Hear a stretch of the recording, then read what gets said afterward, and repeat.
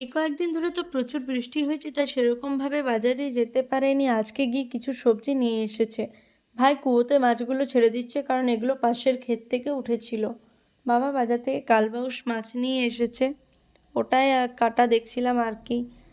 এই মাছটা কিন্তু আমাদের বাড়িতে প্রথম এসেছে, আর আমার মাছ কাটা দেখতে দাঁড়িয়ে দাঁড়িয়ে খুবই ভালো লাগে। তো সেটাই দেখতে দেখতে চলে গেলাম পেঁপে কাটতে, কারণ আমি প্রত্যেক দিন ভাতের সাথে পেঁপেটা রাখি। হয় পেঁপে সেদ্ধ নয় পেঁপে ভাজা খেয়ে থাকি। পেঁপে আমাদের শরীরে প্রচুর পরিমাণে ফ্যাট গলাতে সাহায্য করে। তাই আর কি চলে গেলাম দুপুরের মেনুতে। দুপুরে ছিল সাদা ভাত, 3 রকমের ভাজা, বাঁধাকপির তরকারি, মাছের ঝোল। দুপুরবেলা তো শুয়েছিলাম একটু, তখন ভাই বোন মিলে আর কি খুনসুটি করছিলাম। আরও আমাকে মেরে দিল, আমি কিছুই করতে পারলাম না। তারপরে সন্ধ্যেবেলা একটু পাস্তা বানালাম নিজের মতন করে, ওটাই খেয়ে নিচ্ছি।